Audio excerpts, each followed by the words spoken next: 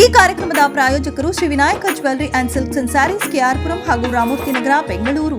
ಹುಬ್ಬಳ್ಳಿ ನಗರದಲ್ಲಿ ಬೈಕ್ಗಳನ್ನು ಟಾರ್ಗೆಟ್ ಮಾಡಿ ಕಳ್ಳತನ ಮಾಡುತ್ತಿದ್ದ ಖತರ್ನಾಕ್ ಕಳ್ಳನನ್ನ ಬಂಧಿಸುವಲ್ಲಿ ಶಹರ ಠಾಣಾ ಪೊಲೀಸರು ಯಶಸ್ವಿಯಾಗಿದ್ದಾರೆ.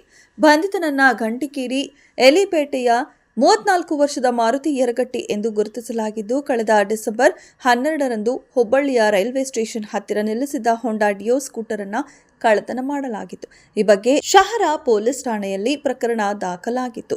ಬಳಿಕ ಪ್ರಕರಣ ದಾಖಲಿಸಿಕೊಂಡ ಹಿರಿಯ ಪೊಲೀಸ್ ಅಧಿಕಾರಿಗಳ ಮಾರ್ಗದರ್ಶನದಲ್ಲಿ ಇನ್ಸ್ಪೆಕ್ಟರ್ ಎಂಎಂ ತಹಶೀಲ್ದಾರ ನೇತೃತ್ವದ ತಂಡ ಕಾರ್ಯಾಚರಣೆಯನ್ನ ನಡೆಸಿ ಆರೋಪಿಯನ್ನ ಬಂಧಿಸುವಲ್ಲಿ ಯಶಸ್ವಿಯಾಗಿದ್ದಾರೆ. ಆರೋಪಿಯ ಬಂಧನದಿಂದ 90,000 ರೂಪಾಯಿ ಮೌಲ್ಯದ 2 ಬೈಕ್ಗಳನ್ನು ವಶಕ್ಕೆ ಪಡೆಯಲಾಗಿದ್ದು, ಹೆಚ್ಚಿನ ವಿಚಾರಣೆ ಮಾಡಲಾಗುತ್ತಿದೆ.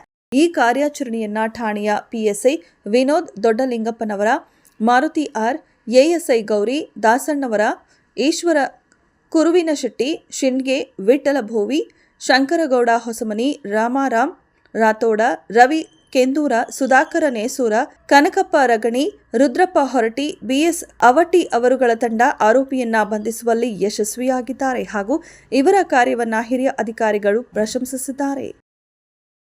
ವರದಿ Yallappa Kundagol, Indian police TV, Hubballi.